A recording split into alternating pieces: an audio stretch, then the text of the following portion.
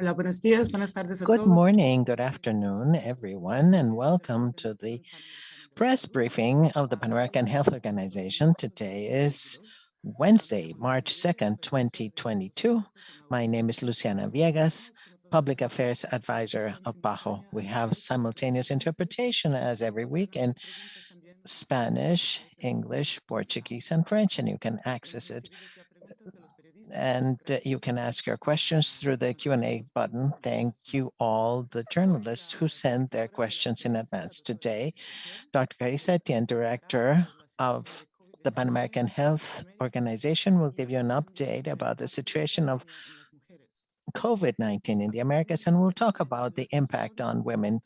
Dr. Etienne is accompanied by Dr. Jarbas Barbosa, Assistant Director of PAHO, Dr. Ciro Ugarte, Director of the Department of Health Emergencies of PAHO, and Dr. Sylvain Aldhigieri, Incident Manager for COVID-19 PAHO. Now I give the floor to Dr. Etienne for her initial remarks. Dr. Etienne. Good morning. Let me thank you for joining today's press briefing. Over the last week, close to 1.5 million new cases of COVID-19 were reported, showing a decline of 32% as compared to the previous week. Countries reported 24,650 deaths, a drop of 10% overall. The decreasing trend in cases was generally consistent throughout the Americas, although 4 countries reported an increase in COVID-19 cases this week. These signals show that we are still going through a fluid situation in the pandemic. Although deaths overall decreased in the region, 10 countries in the Americas still continue to show an increase. In Central America, deaths rose by nearly 16% this week compared to the previous week. In terms of hospitalizations, only 3 of the 35 countries and territories that have data available reported an increase over the previous week, and 2 countries reported increases in ICU admissions. This week, I want to highlight the impact of the COVID-19 crisis on women and girls, especially because we are observing International Women's Day on March 8th. Across the Americas, we've seen the pandemic place the most vulnerable at greatest risk. In a region that is rife with inequality, women have once again been disproportionately affected. Many women had to take on more at home as primary caregivers and are still struggling to resume their careers. As countries enacted lockdowns to slow the spread of the virus, there was a spike in violence against women. During these periods, calls to domestic violence hotlines soared by 40% in some countries. Of course, COVID also had a significant impact on women's health. As the vast majority of our health workforce, women were at the front lines caring for COVID patients and putting themselves at risk. It is no surprise, therefore, that they accounted for 72% of all COVID cases among health professionals. And even though women are slightly less likely to develop severe disease than men, some studies show that women of ethnic minorities, such as Afro-descendants and indigenous women, as well as migrants, are often at greater risk due to the overlap of gender and social factors. That is why it's so important that countries track and share disaggregated data by gender and ethnicity. Data from across the region has made it very clear that COVID had a staggering impact on maternal mortality. disruptions to prenatal services, and lack of access to timely care led to more expectant women dying across our region. There was a large increase in mortality among pregnant women in the United States beginning in August of 2021 after the Delta variant had become predominant. The highest number of cases were among Hispanic and white non-Hispanic women. Pregnant women are also among those most vulnerable to COVID-19 due to changes in their immune system, which can put them at risk for severe disease.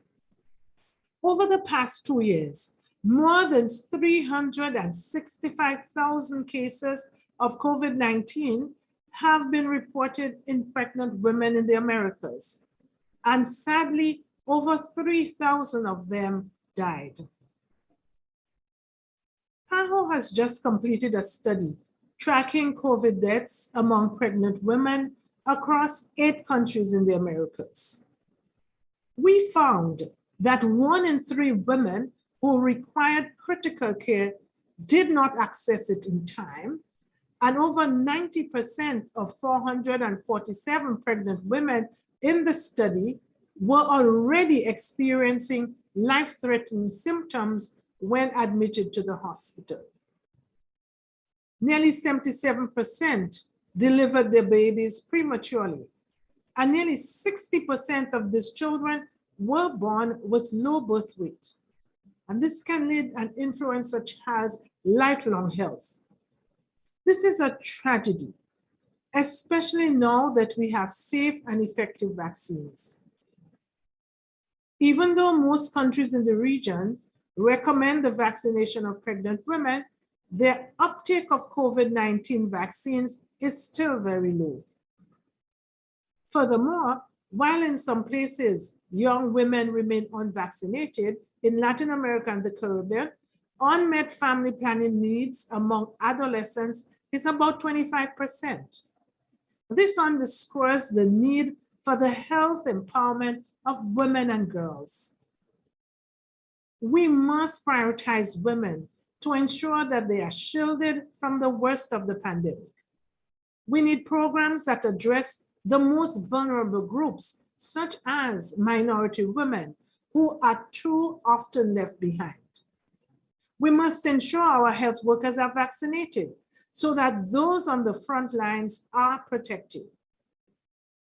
Every woman of reproductive age, including those that are already pregnant or who are breastfeeding, should have access to vaccines. Most countries have already prioritized pregnant women for vaccines. It is critical that health workers talk to expectant mothers about the importance of getting vaccinated to protect them and their babies from this virus. Additionally, countries must ramp up access to the health services that women depend on. Routine checkups, family planning services, and pregnancy-related care are life-saving services that should remain open now more than ever. Post-rape care has been particularly disrupted by the pandemic. It is unacceptable that women who have been raped do not get the care and support that they need, including preventive health care related to HIV and other STIs, sexual and reproductive and mental health care. We must quickly make up for the missed appointments and the care that has been delayed during the worst phases of the pandemic.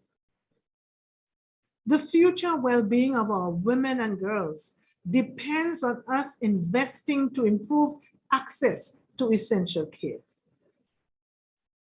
Let's not forget that women must be part of the pandemic recovery and beyond. Across the Americas, women make up only 30% of the experts shaping national COVID strategies. Yet, over 70% of our frontline health workers are women. Female leadership is key to ensure that women have a say in not only how we come out of this pandemic, but on how we better prepare for the next crisis.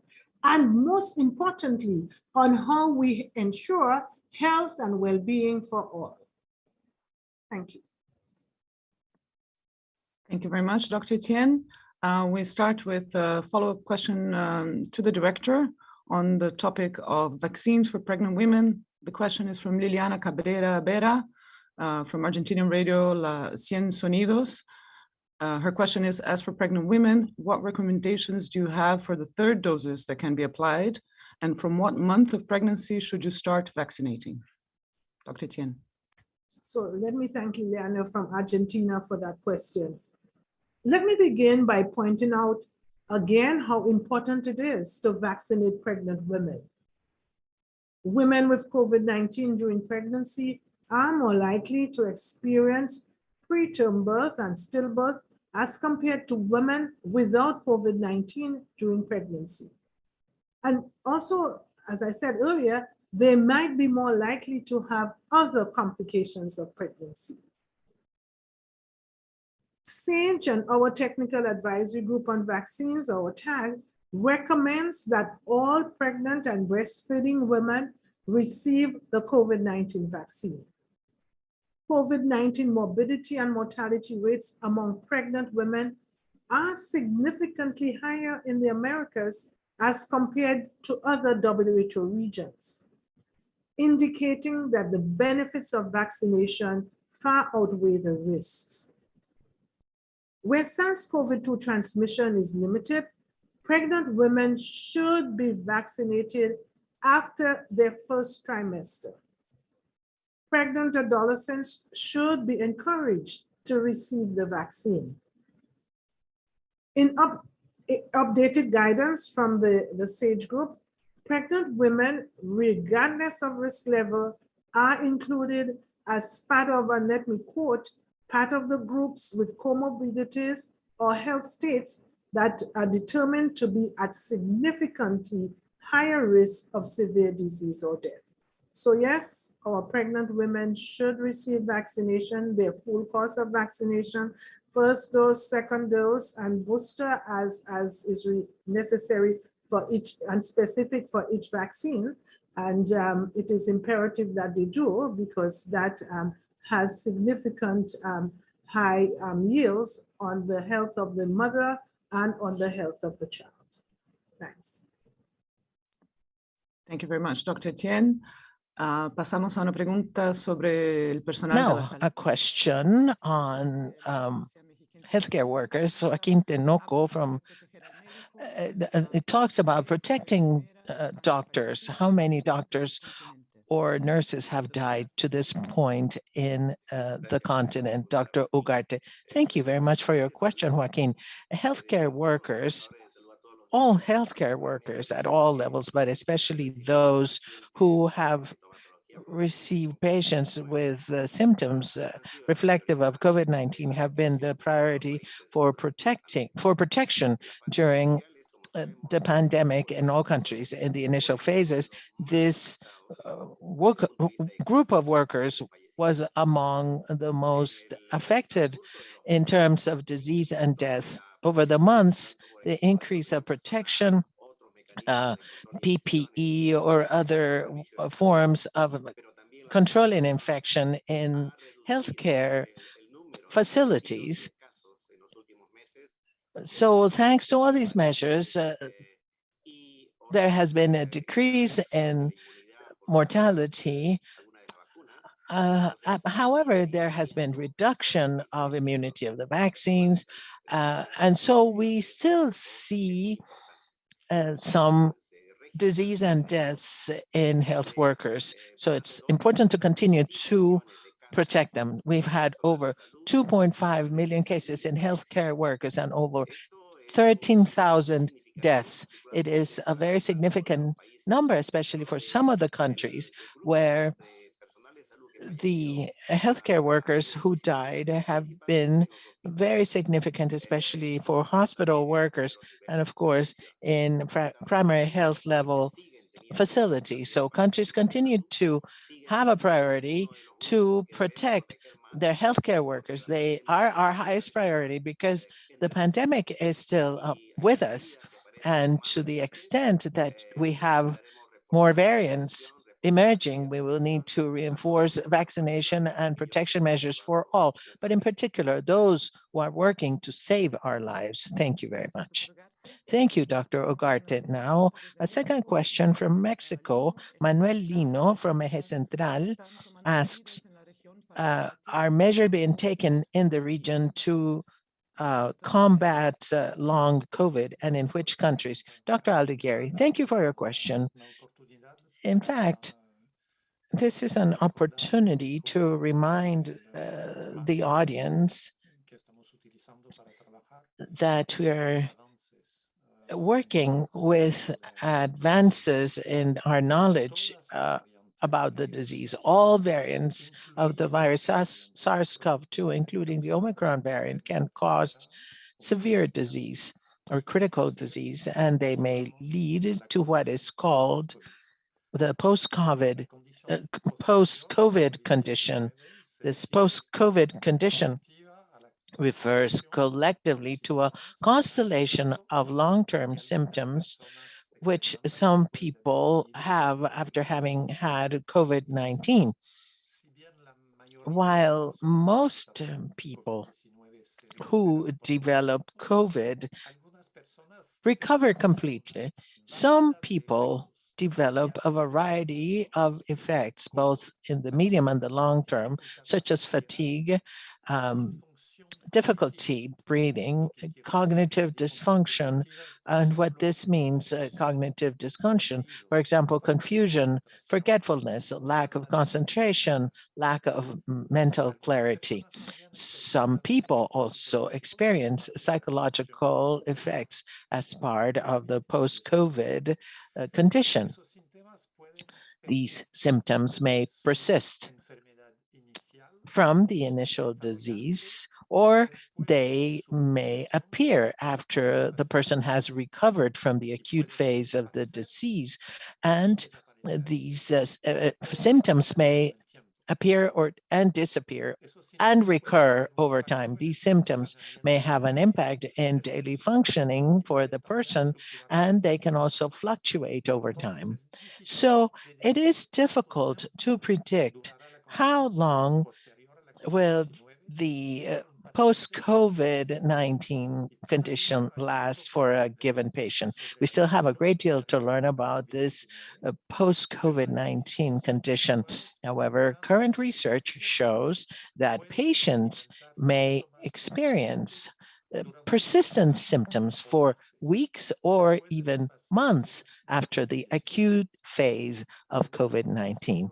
In this context, health services have been organized in such a way that they, on a daily basis, include new knowledge and in different ways in each country. They don't have the same approach to deal with this situation or this condition. And in order to manage patients in a comprehensive way and based on symptoms, on medical and psychiatric conditions that are underlying, and also taking into account personal and social situations and conditions, and also defining treatment goals. And let me remind you that the best way to protect yourself against the post-COVID condition is by doing everything that is possible to avoid being infected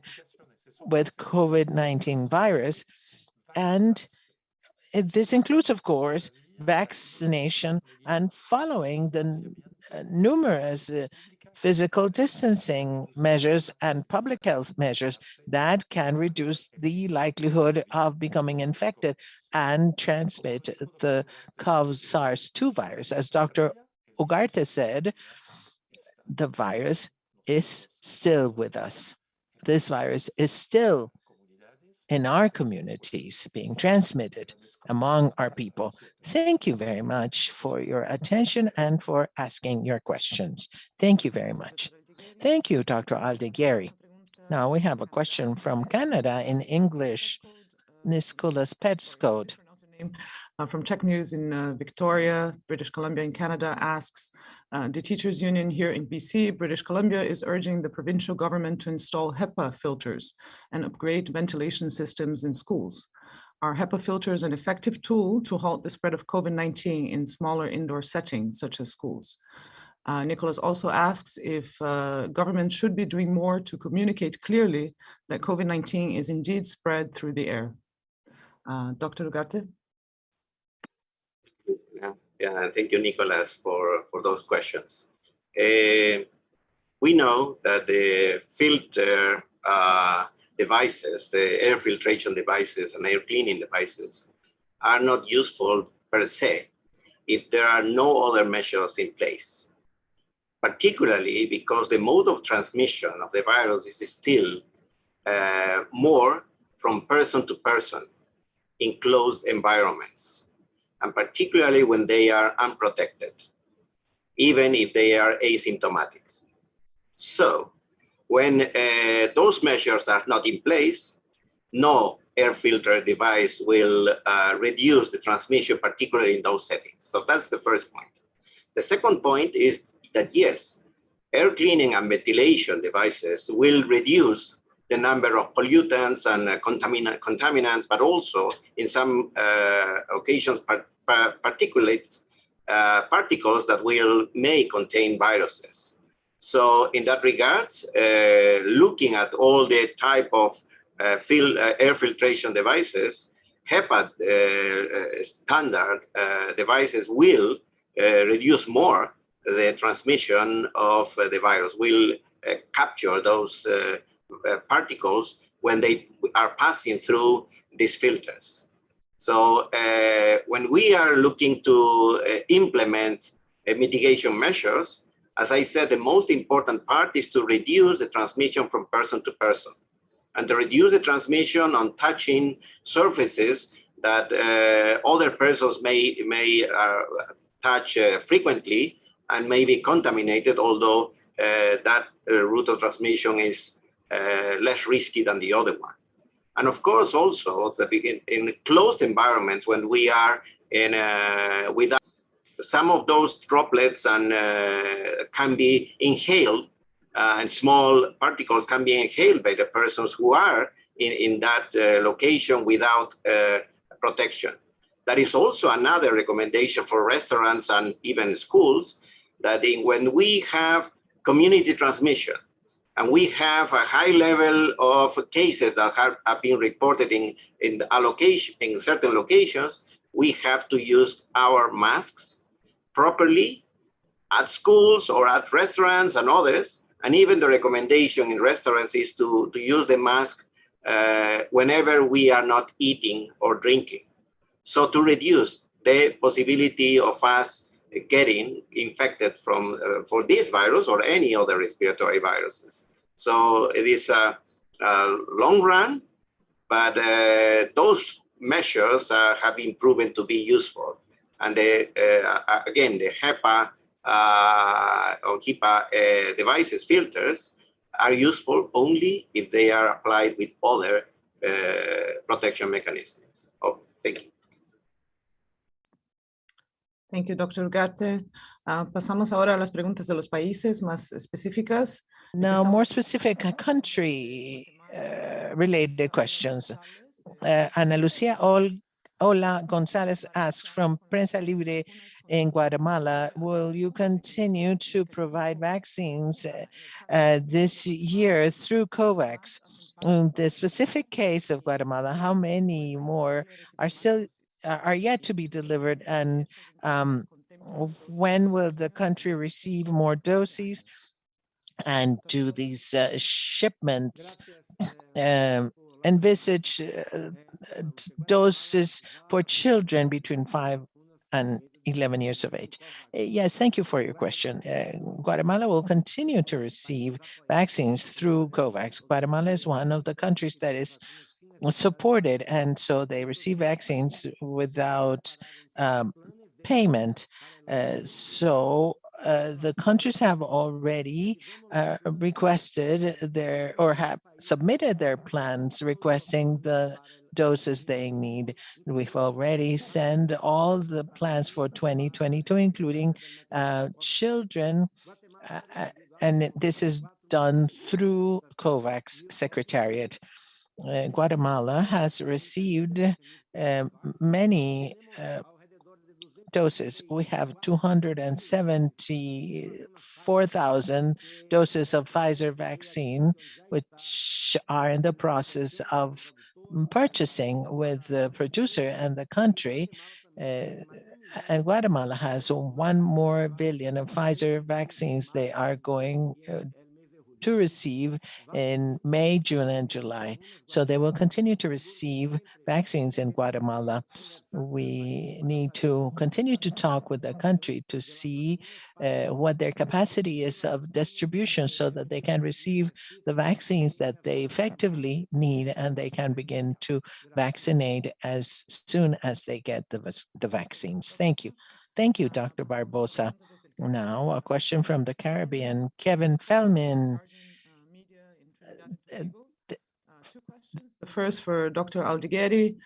Trinidad and Tobago and some other countries saw reductions in cases and deaths compared to January. Is this because Omicron may be less severe than Delta and Gamma variants and is now the dominant strain in the region? Dr. Aldhigieri. Yes, thank you for this first part of the questions from Trinidad and Tobago.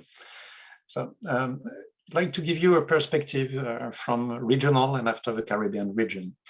In the Americas, the incidence of COVID-19 continues to decline for a 6th consecutive week, with nearly 1.5 million new cases reported during the last week. It's a decline of 32% compared to the previous week. This decreasing trend was observed across all sub-regions of the Americas.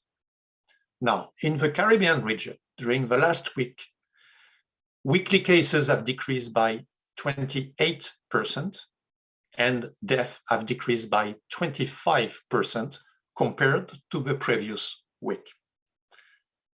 However, I'd like to add that the number of weekly deaths remains elevated in some countries of the Caribbean, like Jamaica and Trinidad and Tobago, when you analyze these numbers in the context of the entire pandemic timeline. Now, regarding Omicron and the situation of Omicron, the SARS-CoV-2 variant of concern, Omicron, has now been detected in 49 countries and territories of the region as of today. Omicron is predominant in all PAHO countries, with the BA1 and BA11 sublineages identified in more than 98% of the characterized samples, the samples that were sequenced by reference laboratories. This includes the Caribbean, where most countries are reporting predominantly Omicron, including, during the last days, reports from the Bahamas and Guyana. But it's important to note that Omicron had and still has a toll on the Caribbean people. Please take into account that even Omicron might be less severe, particularly in vaccinated persons or individuals that have recovered from a previous infection. The infection with the Omicron variant might still be severe in unvaccinated individuals and people belonging to risk groups, including people with immunosuppression. As an example, people living with a transplant organ. So I hope I have answered this first question of our colleague from the Guardian in Trinidad. Thank you.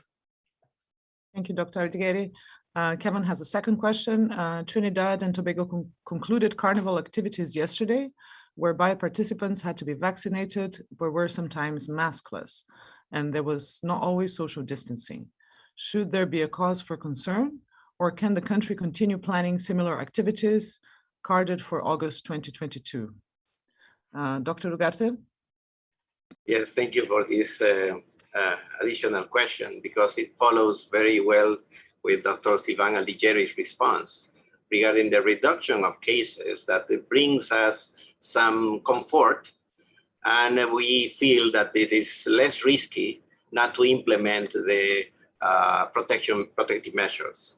And we have to recall that as the question also says, the public health regulations are still in place, but many persons have chosen to ignore them, particularly during the carnival. So the public health measures need to be in place still, because there is still some additional risks that the carnival may have posed. It is too soon to know what is the impact of the carnival because it is just a few days. We know that the number of cases begin to increase in 1 or 2 weeks and the number of deaths in the next 2 weeks. So it is extremely important, particularly after the carnival, that the persons comply with the public health regulations. And this is a recommendation that is based on the experience, on what we've seen in many other occasions, in many other countries, and also in Trinidad and Tobago when the reduction of the protective measures were implemented.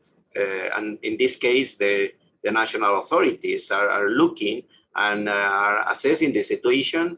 They even requested a specific study on which are, for example, the impact of the treatments and the measures, and those are also additional evidence that is available for the people in Trinidad and Tobago particularly. So I would say that in this case, we need to be cautious. We need to be looking at any symptoms. And if you in Trinidad and Tobago, you feel that you have a symptom or you were in contact with a person with symptoms without protection, you should implement quarantine or report to the health care workers and get tested, because as soon as you get tested, we can prevent the spikes or some surges and even larger restrictions that may come after the number of cases and deaths are going up. Thank you. Thank you, Dr. Ugarte. Pasamos a una pregunta desde México, Melina Ochoa de We now UNOTV. move on to a question from Mexico by Melina Ochoa. We have two parts to this question. The first one, the Health Secretariat in Mexico has announced that there haven't been any deaths due to COVID in a couple of consecutive days. And in March, we have also seen a drop in the number of active cases and hospitalizations. Does PAHO think that this reduction in active cases and hospitalizations might be a lead to reduce measures as a result of the dramatic reduction in the number of deaths and cases? Dr. Aldhigieri, thank you very much for this question. Indeed, over the last 5 weeks in Mexico, we have seen a continuous reduction in the number of cases of COVID-19. As of late January and late February, the drop was seen weekly, lower than minus 9%, minus 16%, minus 36%, minus 13%, including minus 23% of the last week. We are also seeing the same trend, that is a reduction in the number of weekly deaths with some sort of a temporal difference of 2 to 3 weeks as compared to the new cases. The number of active cases also dropped to 39,000. Those are active cases, a difference of that is minus 32%. And half of the federal entities of Mexico are following a low epidemiological traffic light system, that is to say, is green, based on the criteria implemented by the Secretariat. But the pandemic is not over. Given the instability of the international situation, we are asking to maintain preventive and pharmacological measures in the country and also to promote vaccination. I hope I have answered the first part of the question by UNOTV. Thank you, Dr. Aldhigieri. Melina is also asking, in the wee hours of Tuesday, we received 15 million doses from COVAX, and this was added to the other. And when will the other 4 million be sent? And is there any scheduled delivery by COVAX?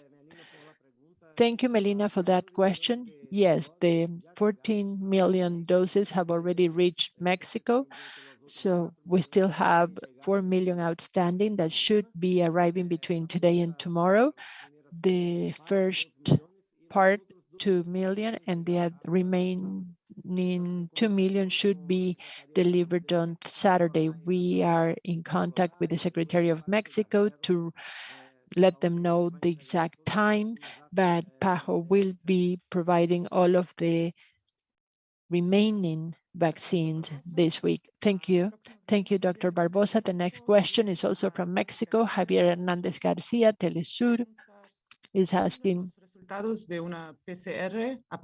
when in the results of a PCR test you find a virus trace, can this person transmit the virus? And also, what evidence do we have that the viral load that is quantifiable could be a risk factor for that person, for the fact that that person may transmit the virus to someone else?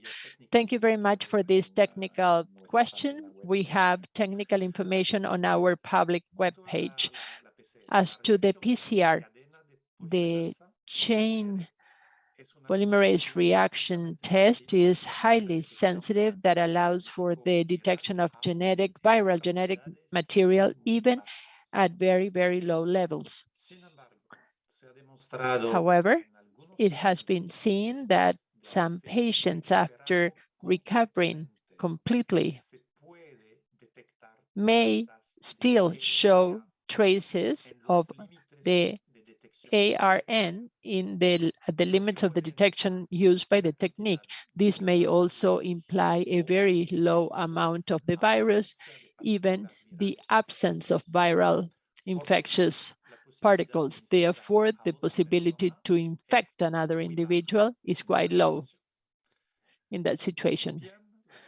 Even though the viral load is critical for the infection, it cannot be discarded, the possibility of transmission even with low viral loads, because other factors such as physical distancing and physical contact as the immunological status are key for person-to-person transmission. Therefore, when quantifying the viral load, it is necessary to maintain the pharmacological measures, vaccination, which continue to be the most efficient way to diminish transmission.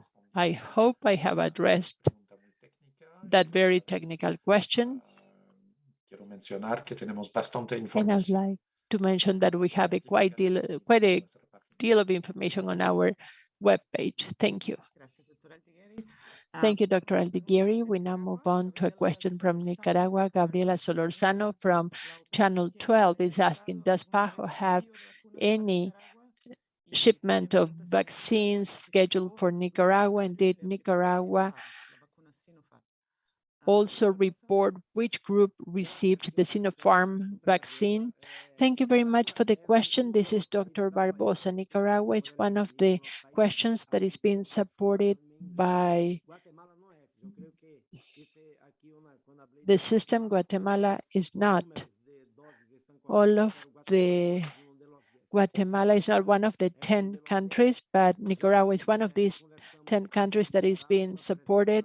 And we have already talked to Nicaragua. We have already presented our recommendations, and this information has already been sent to COVAX. So far in Nicaragua, they have received 5,123,000 doses from the facility, and for the first half, They are going to receive an additional 657,000 doses of Pfizer vaccine. Nicaragua, as of February 23rd, was reporting 62% coverage with the two-dose regime. So we are working with the Ministry of Health of Nicaragua to be able to expand access in the areas that have the most difficulties to have access to the information. And we also have the information so far that gives us good expectations for Nicaragua to reach the 70% goal of full vaccination schedule by mid this year. Thank you, Dr. Barbosa. We have a question from Costa Rica. Jason Ureño from CRO.com is asking, in Costa Rica, the health authorities relax the measures that reduce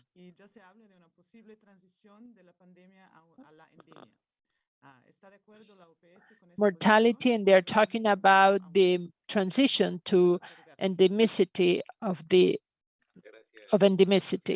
virus. Thank you, Dr. Ugarte. Thank you very much, Luciana and Jason, for these questions. We have said repeatedly that the public health measures to reduce transmission, number of cases, and also the number of deaths are very important and have shown how effective they are throughout the pandemic. We have also said that it is necessary to implement those measures based on the analysis in each country or in each subnational area, depending on the transmission levels, the occupancy of the health systems, the new cases reported, and clearly the number of deaths. At the same time, it is necessary to review the impact on the economy and also on all of the other sectors which are also indirectly affected by the pandemic. We observe that in Costa Rica, the number of new cases is low. And also we are observing that hospitalizations due to COVID cases have decreased, but because of a special measure of the Social Security Agency in Costa Rica, we also see cases associated to COVID that are reported. So we need to see this from the point of view of confirmed cases, and also the number of deaths has reduced. Also, the number of ICU beds are quite low, as well as the coverage of full vaccination reaches about 75% of the population. Therefore, the adjustments introduced by each country are reduced to that context. And we think that Costa Rica has had excellent surveillance capacity, as well as capacity to monitor the situation. And I am certain that these measures that are being implemented will be properly assessed and will later on be adjusted with a reduction of restrictions, or also, again, including other restrictions, such as, for example, restrictions to the movement of vehicles, which are important to be implemented, since with these measures, I think that Costa Rica is recognizing that we're still in the midst of the pandemic, that this is a long-term pandemic, and that we at the same time need to implement measures to be able to recover the activities in the other sectors and also to recover the economic aspects. Thank you, Dr. Ugarte. We now move on to a question from Peru regarding the fourth dose, and we also received a similar question from Bahamas. Witness News, but I will be reading the question by Gerson Collavi from El Comercio Peru. In Peru, we started to administer the fourth dose in individuals who are immunosuppressed, but we still have incomplete schedules in other individuals. What is PAHO's position? Would it be better to focus on reaching those that are unvaccinated? Dr. Barbosa. Thank you. Thank you very much for that question. The vaccination strategy implemented by each country has to take into account the availability of their vaccines, coverage as well as coverage in each of the priority groups. We are going to remember that the goal of the vaccine is to save lives. That's the reason why the countries all follow the recommendation to vaccinate first the elderly, individuals with chronic diseases, individuals who have immunocompromised systems, and also to reach to everyone who may benefit from the vaccine. There is a recommendation for a fourth dose, which is quite limited. This is issued by WHO, and this is only for individuals who had the 2 initial Sinopharm vaccines. Those individuals, if indicated to have a booster, as well as immunocompromised individuals, should receive the fourth dose. For the other vaccines, the SAGE, WHO advisory group on immunization, as well as PAHO's advisory group, are constantly reviewing all of the information. What we know right now is that the full schedule, including the 3rd dose for individuals who need that vaccine, can protect severe forms, hospitalization and deaths, even with Omicron. So our recommendation is for each country, based on their access and availability of vaccines, as well as the coverage that has already been reached, to review the strategies to have the highest coverage that is possible with the 3rd dose and with the 4th dose for a very specific group. But it is important for individuals to follow the recommendations of their own health ministries, because the ministries have their own advisory groups that conduct the review and who will provide the updates for the ministry to implement those strategies. Thank you very much. Thank you, Dr. Barbosa. We are reaching the end of today's press briefing. We received several questions on mental health, such as Manuel Lino from Eje Central in Mexico. And we are going to conclude our session with a question to our director, Dr. Etienne. Can you tell us about this new WHO scientific brief on mental health and the COVID pandemic? What does that say about the impact of COVID-19 on people's mental health? Let me thank you for what is a very important question. As you know, mental health was already a serious problem in the Americas, a problem as far as access is concerned, a problem as treatment, a problem in terms of the support, social support for these individuals. And it has only grown with the pandemic. So our new scientific brief that was based on global burden of disease data shows some early evidence of the pandemic's impact on mental health. In the first year of the COVID-19 pandemic, global prevalence of anxiety and depression increased by more than 25%. The greatest increase in depression and anxiety were found in places that were highly affected by COVID-19, where infection was high and movement was restricted. And it's interesting to note that females were more affected than males, and younger people, especially those aged 20 to 24 years, were more affected than older adults. People with pre-existing mental disorders, particularly severe mental disorders such as psychosis or bipolar disorder, when infected with COVID-19, they had a higher risk of COVID-19 related hospitalization, severe illness, and death. The increase in the prevalence of mental health problems has coincided with severe disruptions to mental health services, leaving some really huge gaps in care for those who need it most. We are especially focused on the impact on our healthcare workers, who really have suffered unprecedented burdens in caring for people with COVID-19, and in many cases, not being able to save them, and while at the same time taking care of households and dealing with the fear of infecting their families. The scientific brief found that exhaustion in healthcare workers, loneliness, and a positive COVID-19 diagnosis increase the risk of suicidal thoughts.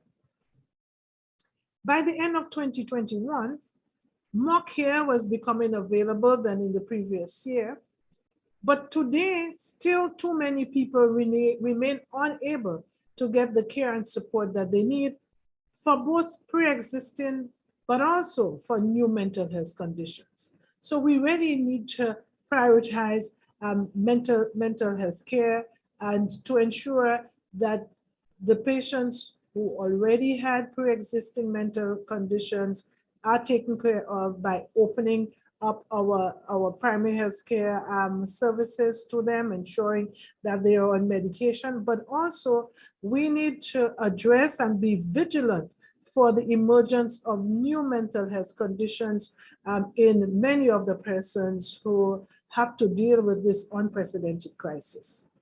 So with those words, let me thank you for being here with us again. And we thank you that our peoples in the Americas will begin to embrace this really a new time when we can see decreases in active cases, but also that we can continue to be vigilant and to adhere to common sense public health measures, and also to be vaccinated. Thank you so very much again. Thank you very much, Dr. Etienne, for those final words. Llegamos ahora al final de nuestra We have reached the end of our press briefing today. We are